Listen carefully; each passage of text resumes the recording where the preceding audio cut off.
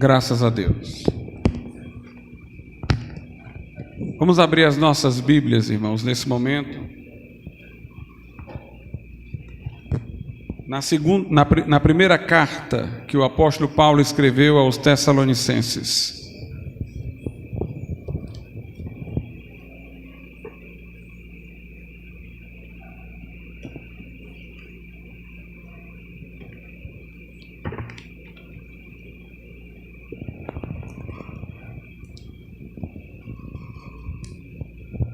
Primeiro aos Tessalonicenses, capítulo de número 1. Nós iremos ler a partir do versículo de número 5. Primeiro aos Tessalonicenses, capítulo 1, a partir do verso de número 5. Diz assim a Escritura Sagrada: porque o nosso Evangelho não foi a vós somente em palavras, mas também em poder e no Espírito Santo, e em muita certeza, como bem sabeis quais fomos entre vós, por amor de vós. E vós fostes feitos nossos imitadores, e do Senhor, recebendo a palavra em muita tribulação, com gozo do Espírito Santo. De maneira que fostes exemplo para todos os fiéis, na Macedônia e Acaia, porque por vós soou a palavra do Senhor, não somente na Macedônia e Acaia, mas também em todos os lugares a vossa fé para com Deus se espalhou de tal maneira que já dela não temos necessidade de falar coisa alguma, porque eles mesmos anunciam de nós qual a entrada que tivemos para convosco, e como dos ídolos vos convertestes a Deus para servir o Deus vivo e verdadeiro, e esperar dos céus o seu Filho, a quem ressuscitou dentre os mortos, a saber, Jesus, que nos livra da ira futura. Haverá programação para as crianças, irmãos, lá em cima as crianças têm programação para elas. Sempre que eu leio a Bíblia, irmãos, e procuraria nela um texto que pudesse retratar um avivamento, não a narrativa de um acontecimento específico, mas um relato genérico de um grande avivamento, eu lembro-me dessa passagem, porque Paulo diz que quando ele chegou em Tessalônica pregando o Evangelho, isso ele o fez no Espírito Santo, com poder, com muita certeza, ou seja, com muita convicção. Isso diz respeito não apenas a que ele tivesse essa profunda convicção, mas que o Evangelho nos que o receberam produziu uma profunda convicção e certeza, a ponto de, como diz ele, essas pessoas receberem a palavra com gozo, com alegria, muito embora tivesse sido em meio a muita tribulação, porquanto sofreram perseguições. E é dito que estes aqui, de Tessalônica, que acolheram este evangelho anunciado com poder no Espírito, com convicção, esses que se converteram e receberam a palavra com gozo em tribulação, tornaram-se imitadores do próprio apóstolo Paulo em seu fervor, dedicação, devoção a Deus, zelo evangelístico. E eles se tornaram exemplos para outras regiões próximas daquela onde viviam. Diz o verso 7, de maneira que fostes exemplos para todos os fiéis na Macedônia e Acaia, porque por vós soou a palavra do Senhor. Portanto, eles também passaram a pregar o Evangelho. E diz aqui que a fé deles se espalhou como notícia. A convicção, a firmeza deles foi conhecida. E souberam os de outras regiões como o Evangelho havia chegado lá. E como a conversão deles fora uma coisa poderosa, de maneira que abandonaram os ídolos mudos e se converteram ao Senhor e agora o serviam, e o serviam com a expectativa da vinda de Jesus, que ao regressar, não apenas arrebataria a igreja, mas a livraria da ira vindoura, da grande tribulação. Portanto, houve um grande impacto em Tessalônica pela pregação de Paulo, e um impacto que gerou repercussões ao redor em outras regiões. Isso evoca a nossa memória para recordar o grande avivamento do século XVIII. Isso traz à nossa memória o grande avivamento que ocorreu no século XVIII, através daqueles que foram conhecidos como pregadores metodistas. E nós destacamos 3 deles. Houve outros. Poderia eu, por exemplo, falar de alguém menos conhecido, mas o gigante intelectual do metodismo, John Fletcher, e outros também que foram intrépidos pregadores. Mas quando nós falamos desse avivamento, são 3 pessoas de que nós imediatamente lembramos e que são mais conhecidas: John e Charles Wesley, os 2 irmãos, e George Whitefield. Os 3 participaram daquilo que nós vamos daqui a pouco falar, que ficou conhecido como o Clube Santo. E eles fizeram um trabalho conjunto, evangelístico, itinerante, que, começando pela Inglaterra, impactou o outro lado do Atlântico, os Estados Unidos, impactou a Escócia, a Irlanda, o país de Gales, enfim, todo o Reino Unido. É verdade que George Whitefield impactou muito mais os Estados Unidos do que John Wesley, mas os pregadores que John Wesley enviou para os Estados Unidos depois fizeram em continuidade um trabalho de muito maior proporção do que o de George Whitefield, isoladamente, como uma única pessoa. George Whitefield também foi mais bem sucedido na Escócia, mas na Inglaterra, John Wesley tornou-se a grande figura. Pregaram para homens simples, ganharam almas entre os mineiros, negligenciados pela sociedade na época.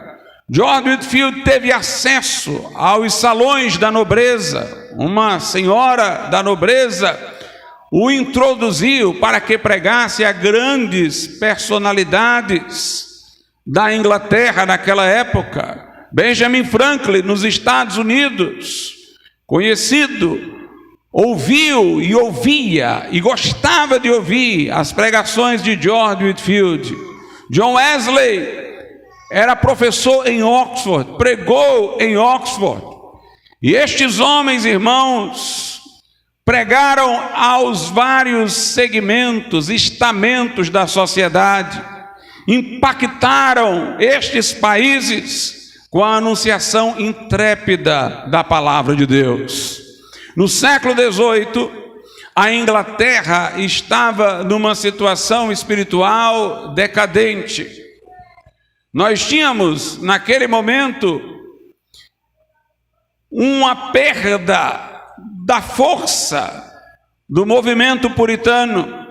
Houve a reforma no século XVI, e a reforma inglesa foi muito complexa, porque os reformadores, de certa maneira, tiveram que ver como a reforma poderia se estabilizar, e para isso tiveram o apoio de reis. Nem sempre a coisa foi fácil, porque, por exemplo, Henrique VIII separou-se de Roma, mas manteve-se católico nas crenças, rejeitando apenas o papado. Perseguiu a católicos e perseguiu a protestantes, e criou uma estrutura confusa que não era nenhuma coisa nem outra. Depois dele veio um outro rei que morreu jovem, que já favoreceu a reforma. Depois veio Maria a Sanguinária, que procurou restabelecer o catolicismo. Depois a Rainha Elizabeth, que buscou uma via média, um protestantismo que mantinha a doutrina evangélica no cerne, mais algumas formas externas semelhantes às do catolicismo romano. Então, dentro da igreja anglicana havia aqueles que se manifestavam adeptos da versão de Henrique VIII, outros da versão de Maria Sanguinária, enfim, havia uma diluição, uma fluidez doutrinária lá dentro da igreja anglicana. Isso levou ao movimento puritano no século XVII. Os puritanos queriam que a igreja anglicana não apenas deixasse de estar ligada ao Estado, mas que ela tivesse a reforma plena, clara, decisiva. Isso não aconteceu, e então eles se tornaram dissidentes, não conformistas, formando suas próprias igrejas autônomas. Os puritanos deixaram um legado de vida piedosa, de zelo pela palavra de Deus, de fervor espiritual. E eles, por um tempo, tiveram uma grande oportunidade, porque um membro do parlamento, que era puritano, com o apoio do parlamento, tornou-se regente, e por um tempo a Inglaterra deixou de ser uma monarquia e tornou-se uma república.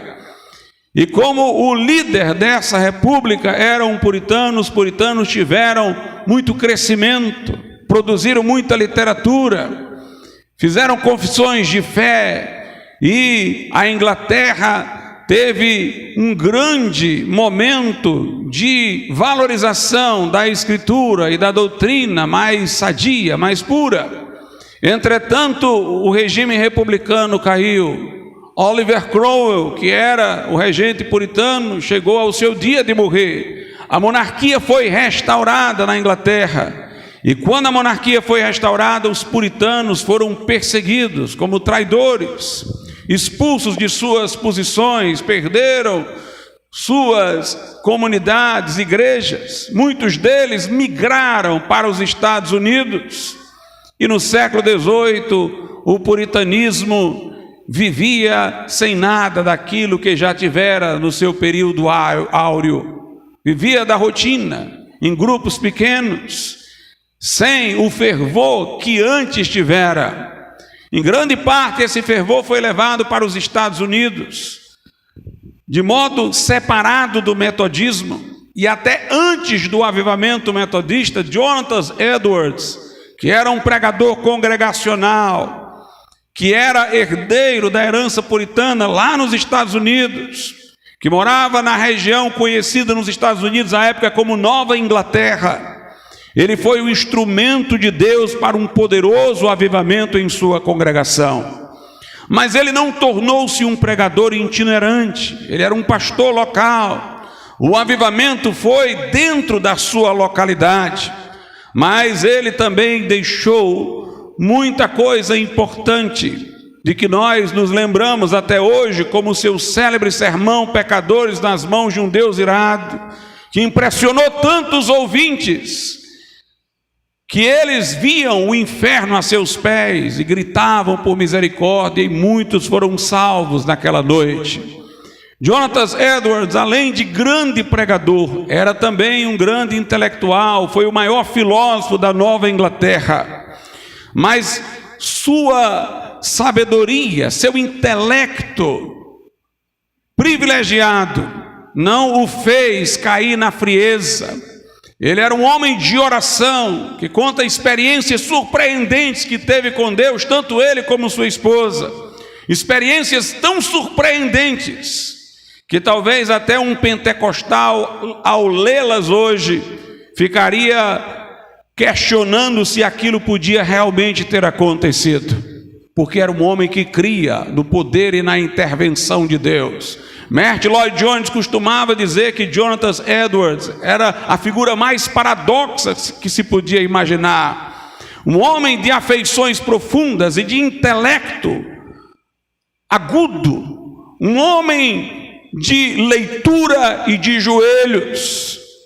Basta lembrar que este grande intelectual, quando George Whitefield pregou na sua congregação, chorou copiosamente durante todo o culto. Tal era o seu quebrantamento, o seu espírito quebrantado e contrito diante de Deus.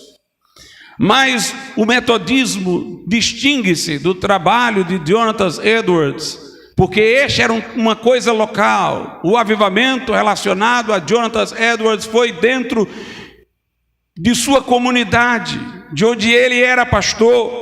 Os metodistas, entretanto, eram pregadores itinerantes. Eles levavam o avivamento por onde iam, e para além de uma cidade, de uma localidade, eles sacudiam nações. Nós vamos destacar hoje John Wesley, não porque ele foi o único, mas porque ele foi o responsável pela organização do movimento, de maneira que ele tivesse perenidade, continuidade. Mas nós vamos ver por alguns elementos da história de John Wesley que ele não seria o que foi sem a participação em sua vida de outros homens de Deus.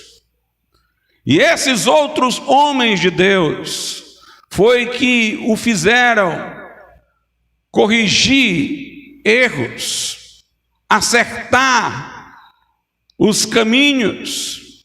Estes outros homens foi que o ajudaram a ter as experiências de que ele precisava.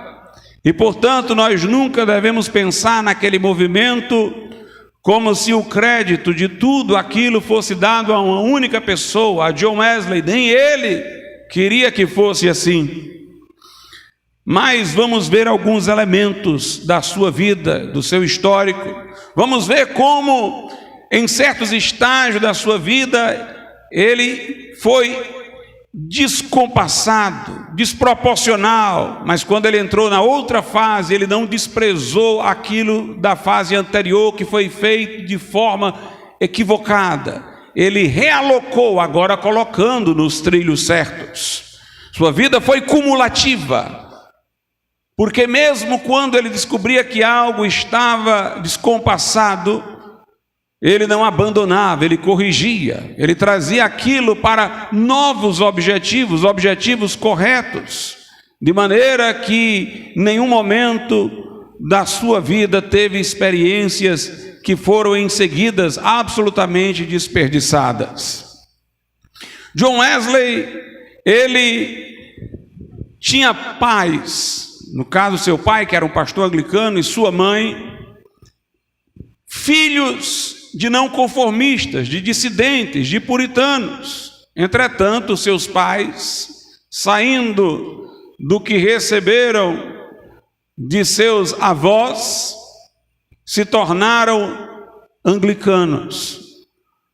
Os pais dos pais de Wesley eram puritanos, mas os seus pais se tornaram tanto o pai como a mãe anglicanos.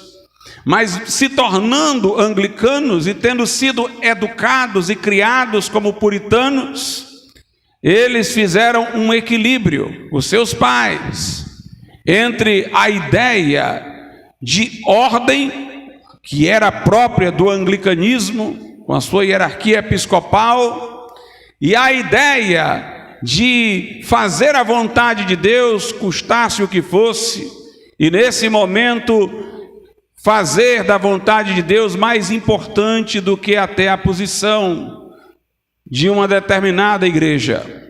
Como nós poderíamos imaginar isto, essa síntese entre ordem que lhes vinha do anglicanismo e esse ímpeto para fazer a vontade de Deus, sem ser simplesmente por um comando superior, mas por um esclarecimento próprio da Bíblia, por uma direção espiritual do Espírito Santo. De fato, os seus pais foram peritos nesse equilíbrio.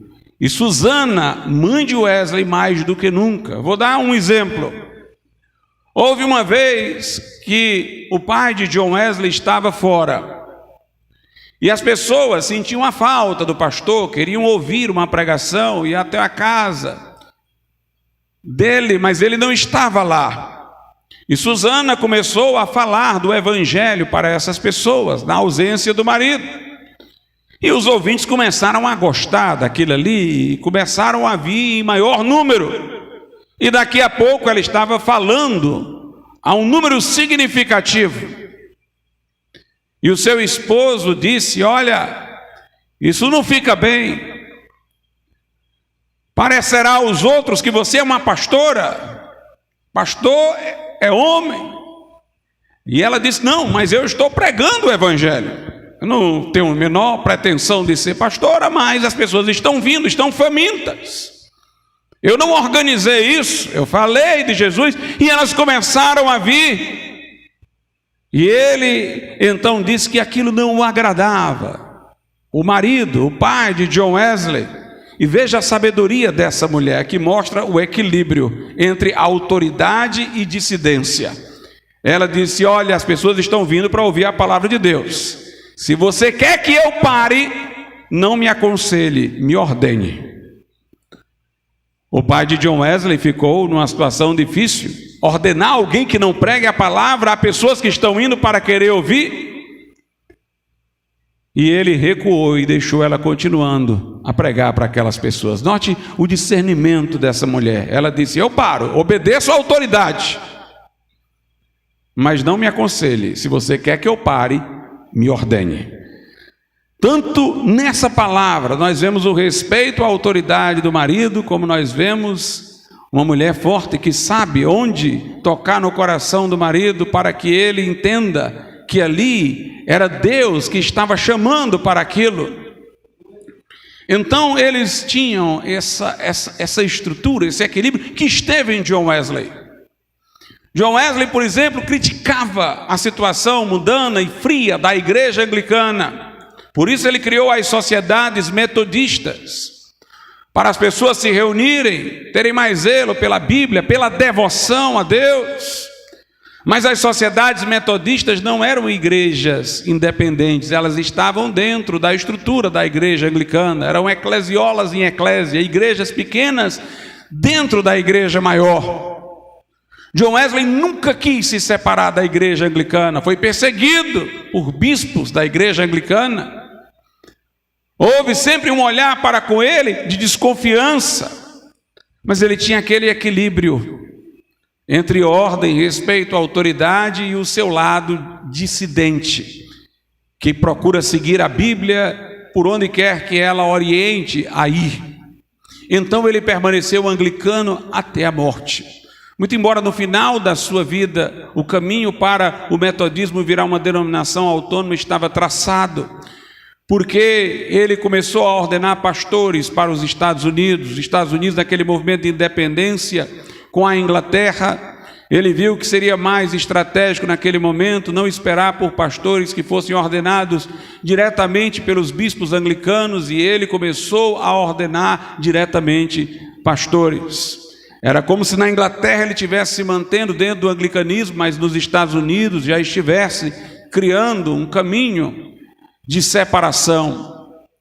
Mas sempre foi cauteloso e urdeiro. Deus, irmãos, usa homens de quando em quando, como Lutero no século XVI, como John Wesley no século XVIII, para trazer mudança para melhor, para trazer reformas. A reforma envolve um tipo de ruptura, com o que está errado, acomodado, frio, inadequado. Mas é interessante que Deus nunca usa para isso os anarquistas, aqueles que têm um temperamento naturalmente rebelde, que gostam da destruição. Deus usa para as rupturas os conservadores. Lutero, apesar de romper, era uma pessoa extremamente conservador. John Wesley também.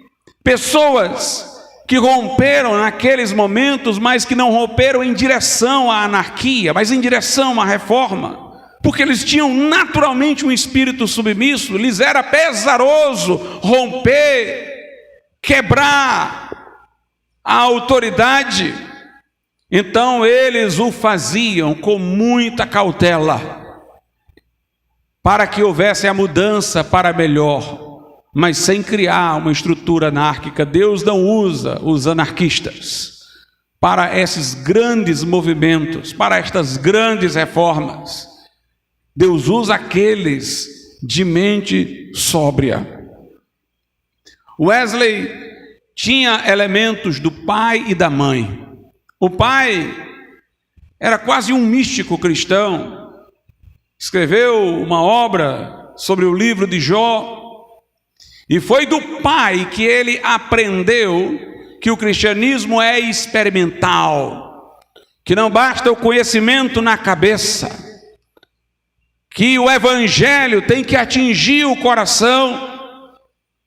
Foi o pai que primeiro deu importância, e Wesley pregou muito isso e teve sua própria experiência, ao testemunho interior do Espírito Santo.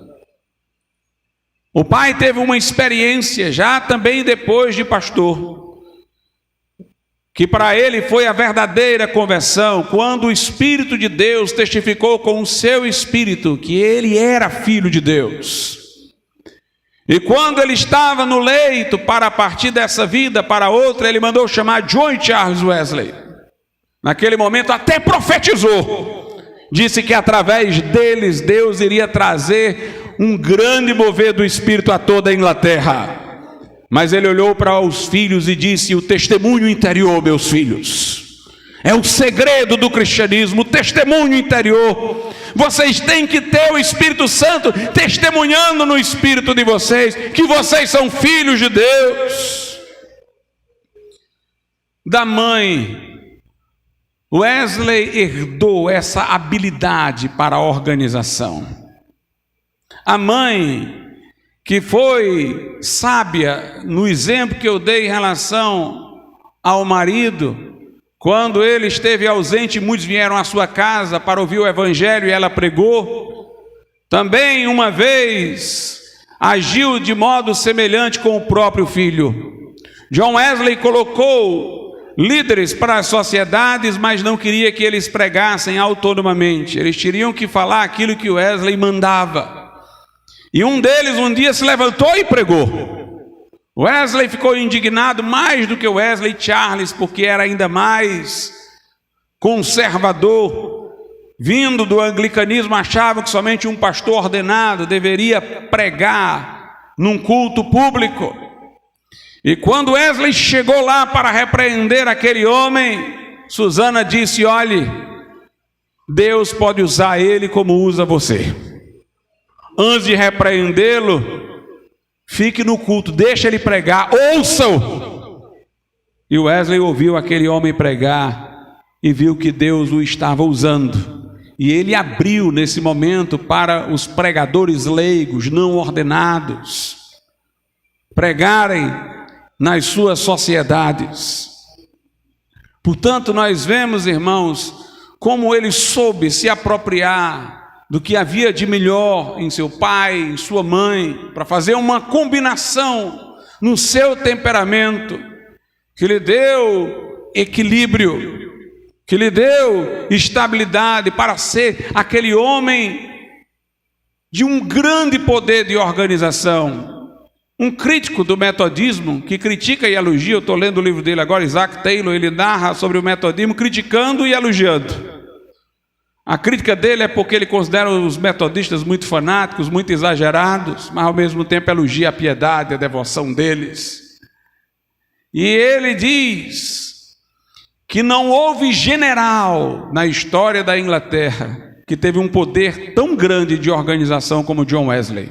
Não houve um estadista, não houve um líder eclesiástico com tão grande poder de organização como ele. George Whitefield disse: a minha obra terminou escorregando pelas minhas mãos como cordão de areia, porque eu não tive a habilidade de John Wesley de organizar, de segurar, de orquestrar as coisas com sabedoria. Ele tinha um grande poder realmente de organização, e de resiliência, irmãos. O velho John Wesley tinha na testa uma marca, uma cicatriz de uma pedrada que levou. Várias vezes a turba veio contra ele, incitada por autoridades que se opunham à sua mensagem, pessoas importantes de uma localidade que não queriam que ele pregasse lá, enviavam multidões para atacá-lo. E ele, com sabedoria, enfrentou essas pessoas. Em vez de fugir, se apresentava no meio delas e argumentava e calava, e às vezes até ganhava pessoas que vinham para lhe machucar para Jesus, por sua grande sabedoria. Uma vez, quando veio uma multidão contra ele, cercou a casa, quiseram que ele fugisse, ele ficou, e no meio da multidão ele disse: olha, os patrões de vocês que enviaram vocês contra mim, eles não querem que vocês ouçam o evangelho, porque o evangelho vai melhorar a vida de vocês, vai transformar a vida de vocês, e eles querem vocês bárbaros, para oprimi-los, para explorá-los. Agora eu lhes pergunto, que mal lhes fiz? Eu tomei dinheiro emprestado aqui de alguém, eu defraudei alguém, algum de vocês eu extorqui, por que vocês estão vindo contra mim por causa do que estão dizendo? Se nunca fiz nenhum mal a vocês.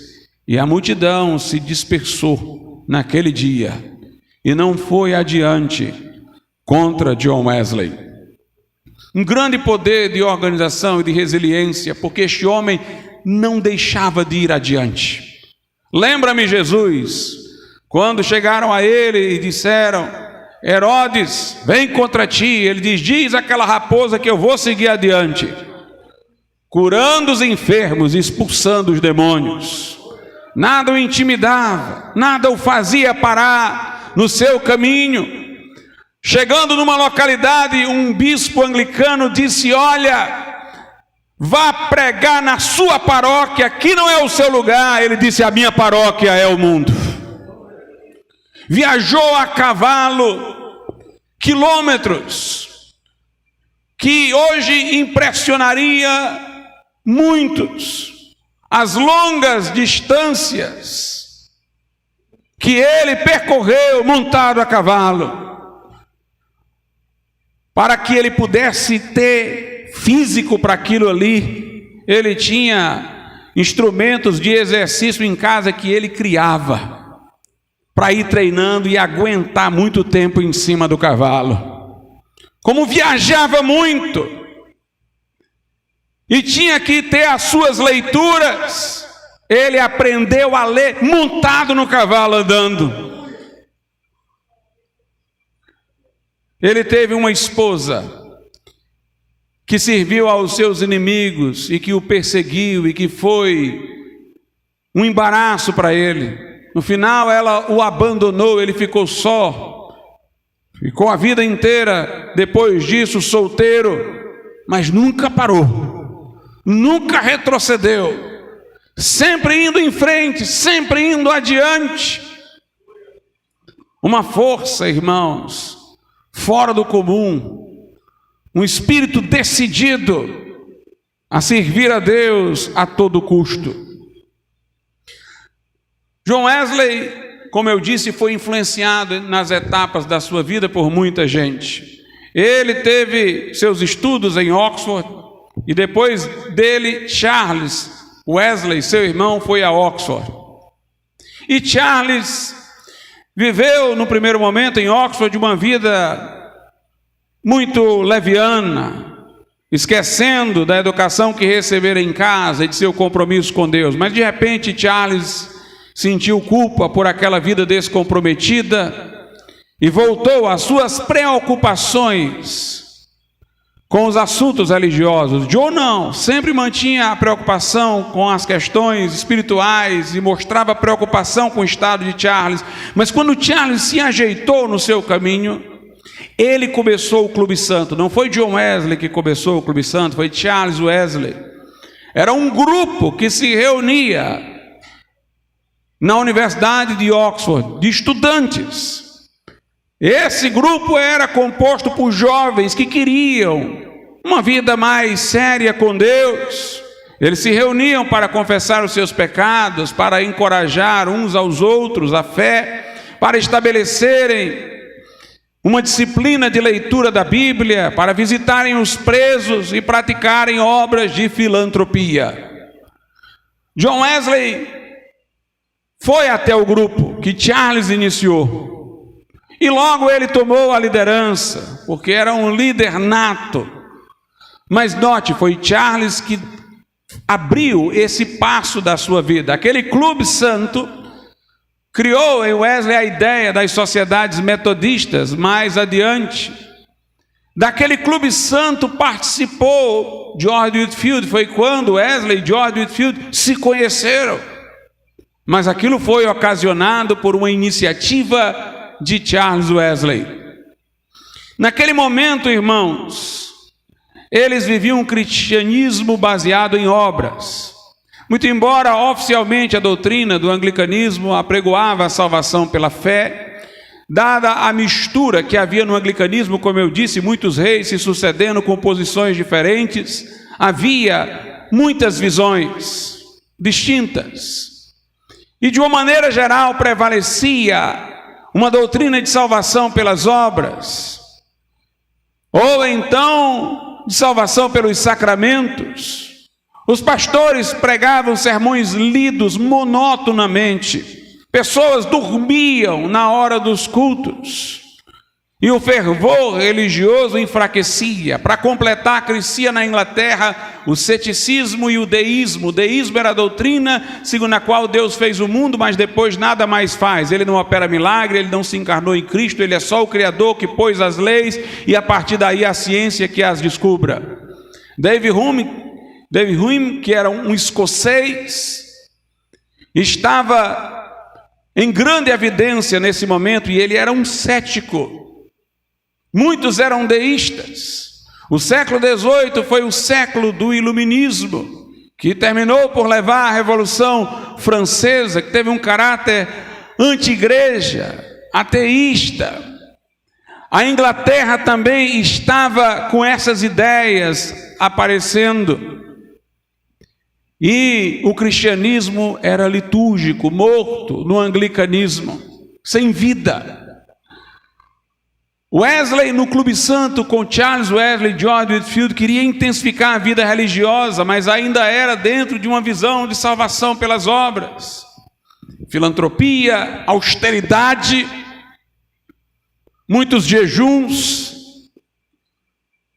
mas a experiência era muito semelhante à de Lutero. Tudo isso aí, irmãos, é um tipo de egocentrismo. Parece uma grande devoção religiosa, mas é um egocentrismo.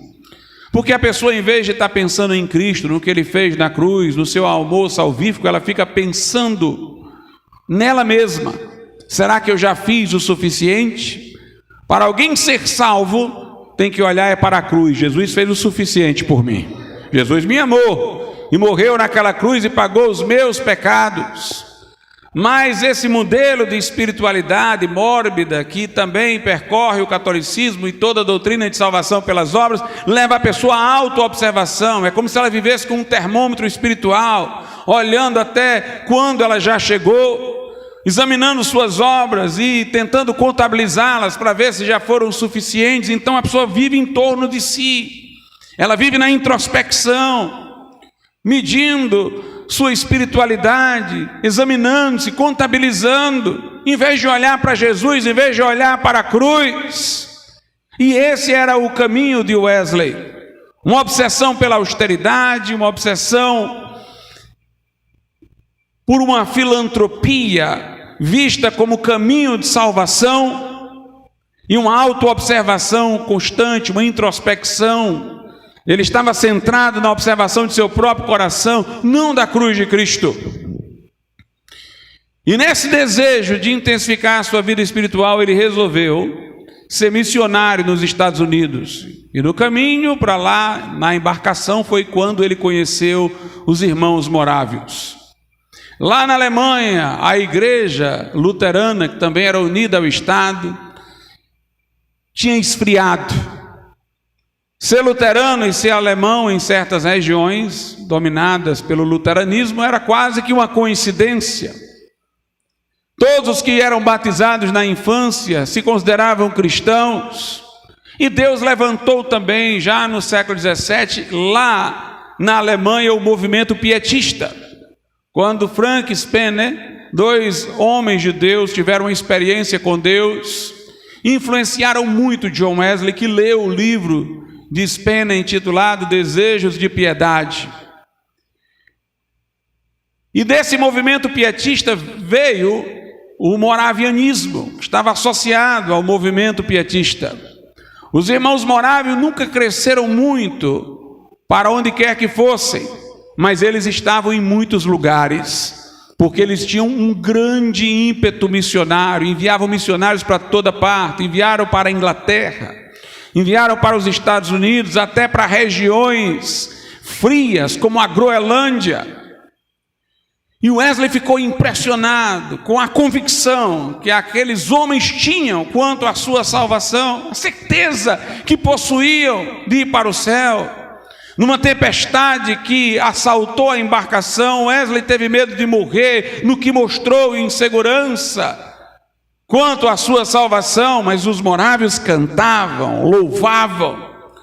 E Wesley ficou abismado com aquilo e começou a dialogar com eles nos Estados Unidos, e depois, quando voltou para a Inglaterra, frustrado, porque seu trabalho missionário nos Estados Unidos fracassou, ele foi para evangelizá-los e voltou de lá desiludido, porque nem ele mesmo tinha para si certeza da salvação. E agora foram os morávios que ajudaram John Wesley. Note, eu falei antes de Charles Wesley, que foi quem criou o Clube Santo, que se tornou o espelho das futuras sociedades metodistas. E Charles foi que levou Wesley, John Wesley, à liderança daquilo ali, mas agora são os morávios que vão ajudá-los a entender a justificação pela graça, mediante a fé e não por obras. Começam a falar com ele sobre isso, para ele tirar o olhar de si mesmo, para ele olhar para Jesus, que a salvação não era por aquele esforço, diligência dele, a salvação estava na cruz, no sangue de Cristo. E numa reunião dos morávios, John Wesley teve a sua conversão. Foi quando ele disse: eu senti o meu coração aquecido. Os metodistas chamam isso o dia do coração aquecido, fazendo alusão àquela passagem em que Jesus ressuscitado apareceu aos discípulos de Emaús, e estes o reconheceram, porque disseram um ao outro: era ele, porque enquanto ele falava, ardia um fogo no nosso coração.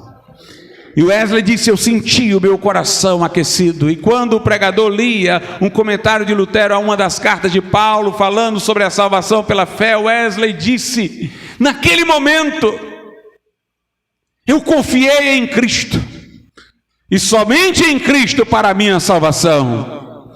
Ele olhou para a cruz, ele olhou para Jesus, e ele disse: eu senti que os meus pecados foram perdoados. E se assegurou da sua salvação, encontrou o testemunho interior de que lhe falara seu pai. E agora, certo da salvação, haveria uma nova fase na sua vida. Ele tinha que compartilhar com os outros aquelas boas novas. Ele tinha que dizer aos outros aquelas boas novas. Note, os morávios foi que o ajudaram a entender a justificação pela fé. Veja as etapas da sua vida e como outros foram participando. Agora Wesley, como eu disse, tinha que compartilhar com os outros. É bom que se diga, inclusive, que Wesley ficou mais ansioso por encontrar sua própria salvação pelo testemunho de George Whitefield e Charles Wesley, que foram salvos antes dele. Tinham o mesmo problema que ele, buscavam a salvação pelas obras, mas George Whitefield teve sua experiência de salvação quando a luz do céu entrou no coração dele, como ele disse. E Charles Wesley teve experiência de salvação também antes de Wesley, e ele soube, e é aí que ele queria mais ter a convicção pessoal da sua salvação, encontrar a salvação pela graça, mediante a fé. Veja como esses outros aí iam tendo um papel na sua caminhada. E agora, convertido, Wesley partiu para dentro das igrejas para pregar. Mas os historiadores costumam dizer exatamente isso que eu vou falar agora. Quando Lutero se converteu, Lutero se dirigia às pessoas sem acusá-las de não ser cristã. Não mexia com elas, apenas procurava mostrar que as superstições que ele havia crido não satisfizeram sua alma e que Jesus é o caminho da cruz. Mas as pessoas poderiam até descobrir ouvindo que não eram cristãs e se converterem, era o que acontecia. Mas ele não ia direto a isso, jogando que elas não eram cristãs, mas dizendo a experiência que ele tivera e o caminho certo para encontrar a salvação. A pregação de Wesley era mais professoral, ou melhor, de Lutero era mais professoral, era mais de ensino, mas Wesley não.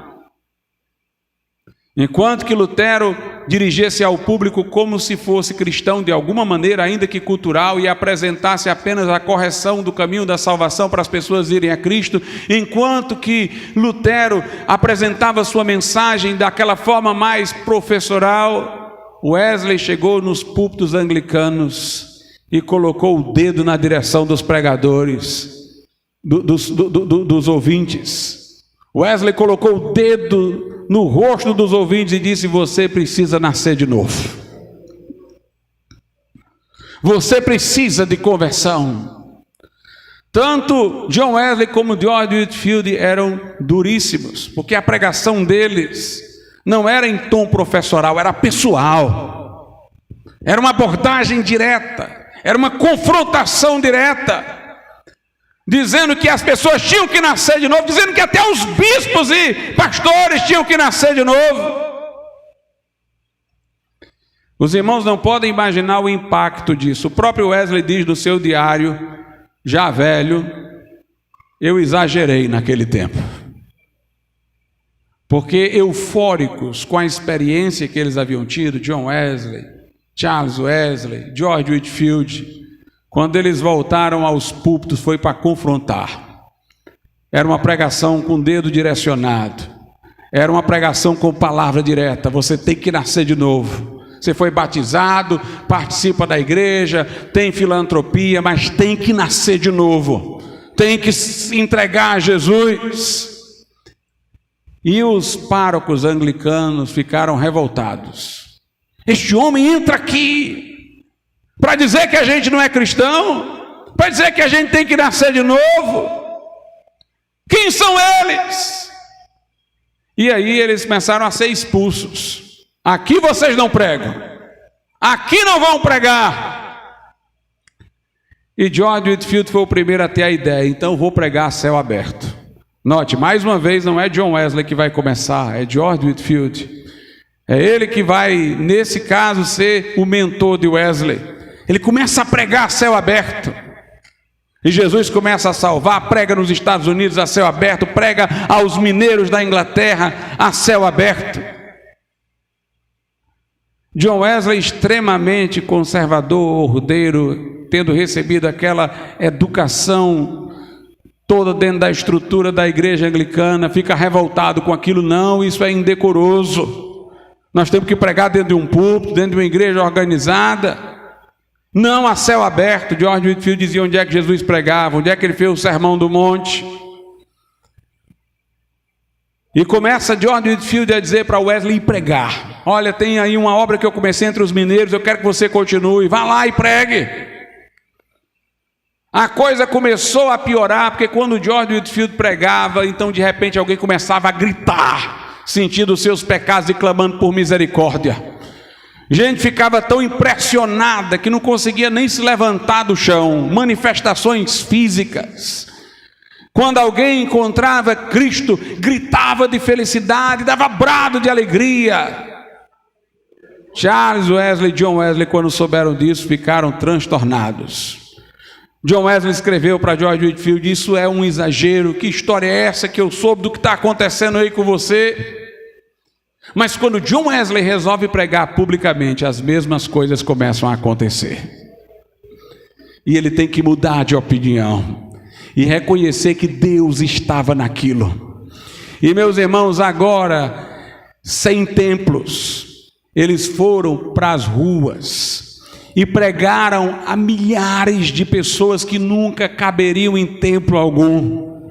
E o avivamento começava a acontecer em campo aberto, em toda parte, no poder do Espírito Santo de Deus. Nós temos na Bíblia alusão a coisas desse tipo. Quando Paulo e Silas estavam em Filipos encarcerados, eles, amarrados ao tronco, depois de terem sido chicoteados no fundo de uma cela, começaram a cantar ali na prisão e a orar, e os presos ouvindo, e a glória desceu. E quando a glória desceu, o carcereiro caiu trêmulo de joelhos e disse: o que fazer para ser salvo? Crê no Senhor Jesus, serás salvo tu e tua casa. Pedro, no dia de Pentecostes, pregou no poder do Espírito Santo, e a Bíblia diz que os ouvintes ficaram compungidos, os seus corações despedaçados, nem esperaram ouvir um apelo de Pedro, chegaram logo e disseram: o que nós faremos, varões e irmãos? O que é que a gente tem que fazer? Nós temos lá na carta aos Coríntios, no capítulo de número 14,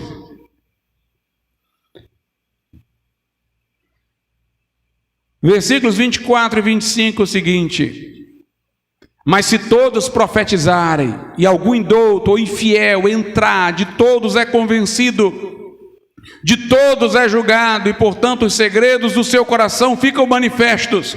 E assim, note, lançando-se sobre o seu rosto, adorará a Deus, publicando que Deus está verdadeiramente entre vós. Lá em Hebreus 6, a Bíblia fala de pessoas que ouviram a palavra e experimentaram os poderes do mundo vindouro. O que é que quer dizer isso, pastor? Jesus disse: quando o Espírito Santo vier, convencerá o mundo do pecado, da justiça e do juízo, juízo vindouro.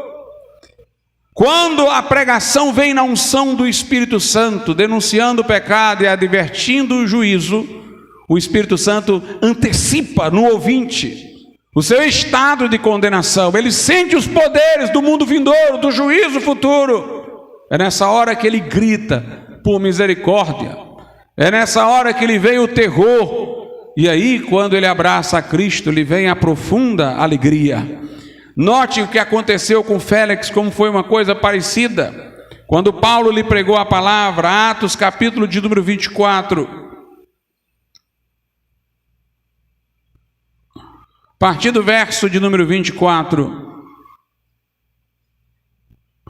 E alguns dias depois, vindo Félix com sua mulher Drúxila, que era judia, mandou chamar a Paulo e ouviu acerca da fé em Cristo. E tratando ele da justiça e da temperança, note, do juízo vindouro, Félix, amedrontado, ele ficou aterrorizado, porque ele sentiu os poderes do mundo vindouro. Respondeu: por agora vai-te, e entendo a oportunidade te chamarei. No caso de Félix, ele não quis se arrepender, ele quis que Paulo saísse da frente dele, mas ele ficou amedrontado, porque sentiu os poderes do mundo vindouro. Uma coisa interessante, irmãos, é como a mensagem de Wesley se acomoda muito mais à nossa perspectiva batista.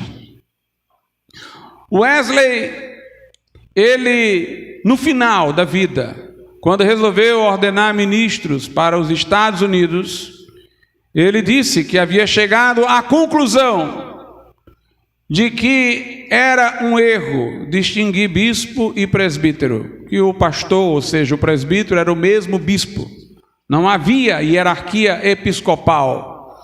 Curiosamente, a igreja metodista americana é episcopal, a maior metodista é episcopal, mas entre os batistas é que há a conclusão de que não há hierarquia episcopal, que o presbítero na Bíblia, ou seja, o pastor, é o mesmo bispo. Não são duas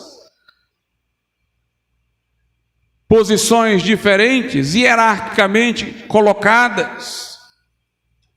Wesley fundou sociedades. As sociedades eram voluntárias. Criança não participava da sociedade, a não ser que tivesse consciência para aderir, tivesse uma idade em que pudesse aderir, porque elas eram voluntárias. Quando o movimento metodista deixou de ser um movimento e virou igreja, é uma igreja que batiza criança. Então, tem os mesmos problemas do anglicanismo. Pessoas batizadas na infância, que muitas vezes não vão ser convertidas em idade adulta.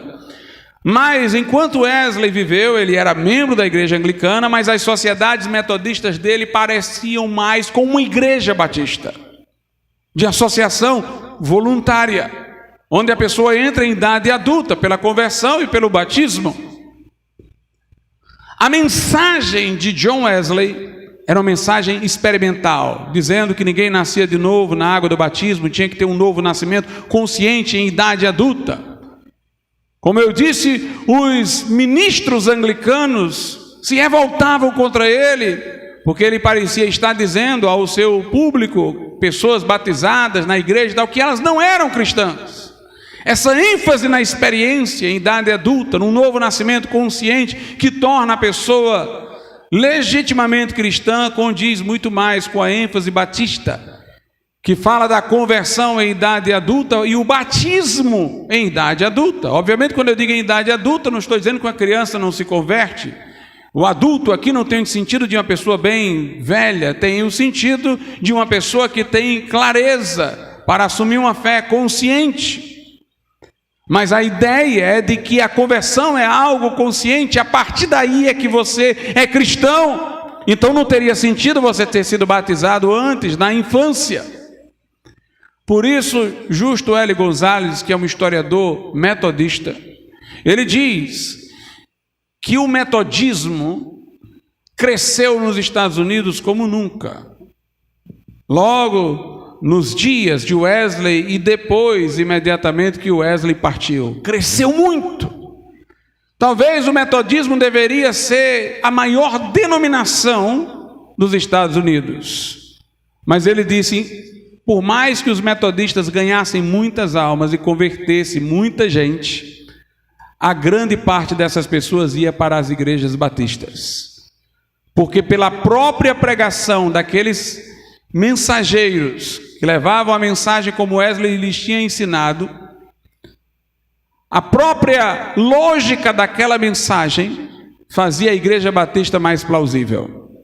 E Justo L. Gonzalez admite, o trabalho deles fazia com que as igrejas batistas nos Estados Unidos é que crescessem.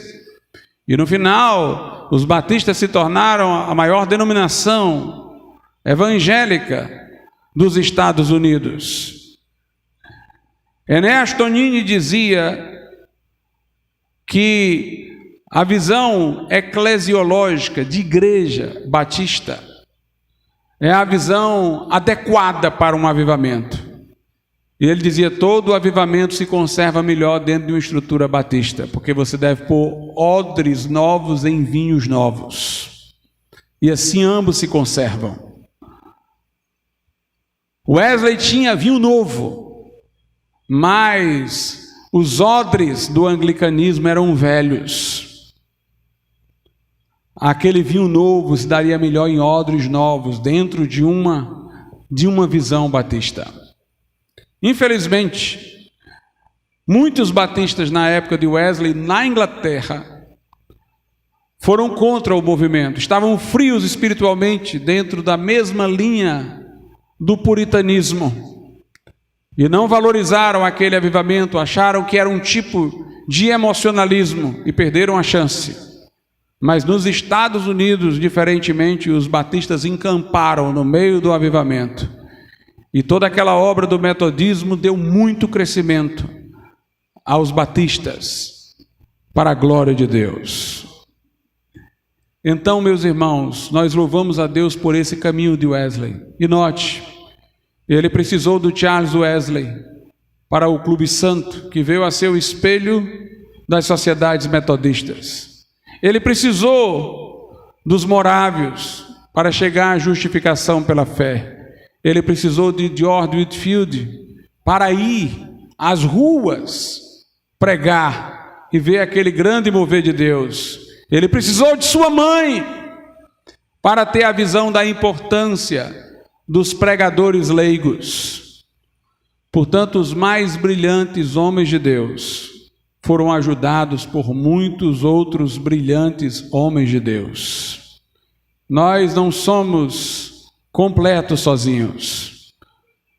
Por isso os dons espirituais são distintos. Por isso somos membros diversos no corpo de Cristo. Vamos nos completar, vamos nos apoiar para crescer, para fazer a diferença, para ver a glória de Deus se estabelecendo em sua casa. Vamos orar ao Senhor nesse momento. Fiquemos de pé.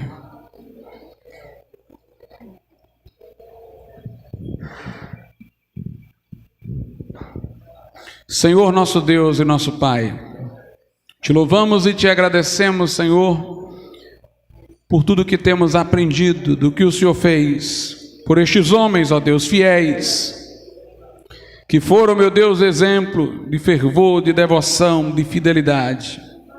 Torna a levantar pessoas assim, Senhor, diligentes, perseverantes, de força, de fôlego, de unção, de poder, Senhor. Nós te pedimos isso, em nome de Jesus. Amém.